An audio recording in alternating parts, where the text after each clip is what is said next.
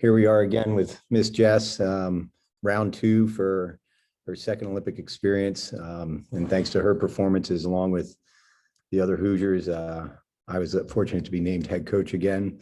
We're looking forward to getting back to the Olympic stage after a very interesting COVID year.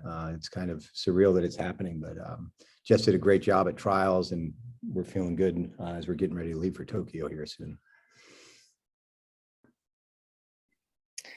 David Wiz, do you want to go ahead and start us off? Yeah, just like to ask Jessica, what influence her father has been on her career. I mean, he is, Coach Jenny Thompson and Reagan Smith, which, is not your sport. But I just wonder if just being around your dad and knowing he's dealing with some of the best athletes in the world, how that, maybe affects you. Yeah, I mean, that part is super special.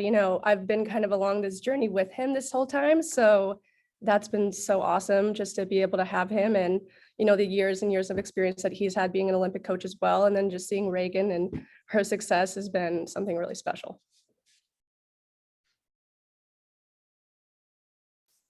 Dustin? Jessica, just how is this different the second time around? Obviously, COVID throws a big wrinkle in everything, and it's a different experience. It's just training up for trials. But how did just your first time in the Olympics inform just everything that led into the training for this? And now how does it change the way that I don't want to say the way you're approaching it, but do you go into this with more confidence having done it already? Yeah, absolutely. And, obviously this is a way different experience, especially with COVID this time around. And it's been not just 4 years, but 5 years. So I feel like the preparation has been really different. The way that I've kind of mentally prepared has been, kind of just understanding that this is going to be a grind and that we can expect the unexpected this year. So as far as confidence, I've felt, especially in the last few months, just really a lot more confident and really ready to go, and knowing that it's actually going to happen has been great.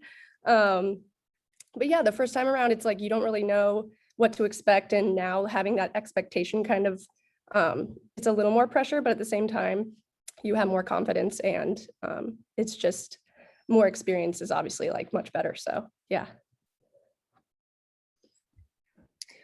Kirk? So one for Jessica and then one for Drew. So Jessica, you have a different partner this time. Just your thoughts on what that'll be like compared to last year, and your feeling of maybe what you two can accomplish, and kind of following up also on the training aspect. Did you have to do anything very creative to kind of get the practice you needed during the COVID period? And then for Drew, I guess your thoughts on this collection of divers that are going, your thoughts on what they can do, and your thoughts about being the coach again. Yeah, Delaney and I actually got together not too long ago. We did synchro back in 2019, and we were kind of the second best team at that time at our last nationals, the last national event that we had, and kind of had to make a last minute decision because her current synchro partner, Taryn Gilliland, had to withdraw from Olympic trials due to an injury. And, we just, us being the second best team, kind of put together last minute, but we thought we had the best chance to obviously go to the trials, win there, and obviously kind of fight for a medal in Tokyo. So that was something that obviously, if you asked me a year ago, I didn't expect to happen, but it was the best thing to obviously happen. And I mean, I couldn't be more excited about it. So our training leading up obviously wasn't, we weren't really able to train due to COVID for a long time. So that was obviously a factor that played into, I think, a lot of people as far as training synchro. But, when we were able to get together, it was pretty seamless and it happened really quickly.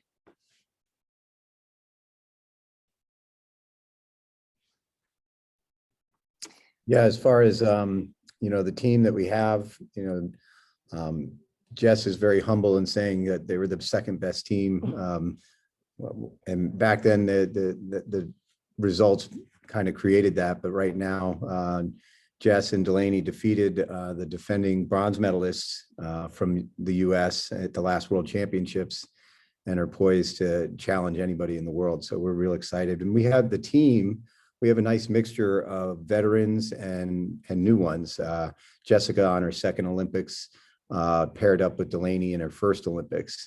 Same scenario in the men's 3-meter where we have Mike Hickson paired up with new Olympian Andrew Capobianco. So the team has a really nice mixture of experienced divers, medalists, with some of the new talent that's going to take us through Tokyo and into Paris. So we're real excited.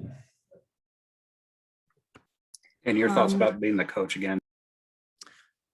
Just a tremendous honor. To be a head coach of an Olympic team once is, to me, I thought it was going to be a once in a lifetime experience. And here it is, the third time. And it's really you get named the head coach based on the performance of your athletes. So it's this young lady here and Andrew, who you'll be talking to soon. It's their performances that gave me that honor. So to me, it's just a tremendous gift. And here, in the third round, the experience that I bring to this team, I think is only going to continue to help us to stay as a team and really have great performances while we're there.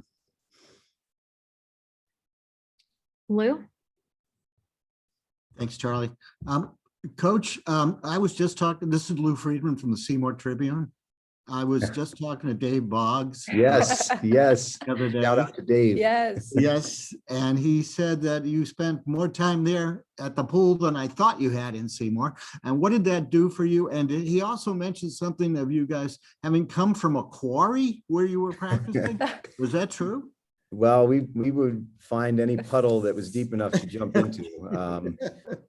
Dave was, and the city of Seymour was just fantastic in letting us come down and use that fantastic outdoor pool they had in the summertime. We were, bouncing on trampolines in backyards and doing anything we could to stay sane during that really extreme shutdown that we had basically 12 months ago. And Dave's attitude and his support to let us use the facility. Actually, he texted me just a day or two ago, with a big congrats. And Seymour is a big part of our Olympic story. Yes, for sure. For the IU team. And we're forever grateful. I was about to say, that was the start of our, Olympic Yep. year, being able to train out there. And obviously after so long of being out of the water, it was just really nice to get the team back together. It was outside, it was sunny, it was beautiful out there. And just to obviously have the opportunity to do that and to train out there, we give all the credit to him. So thank you, Dave. Thank you. Michael Pegram?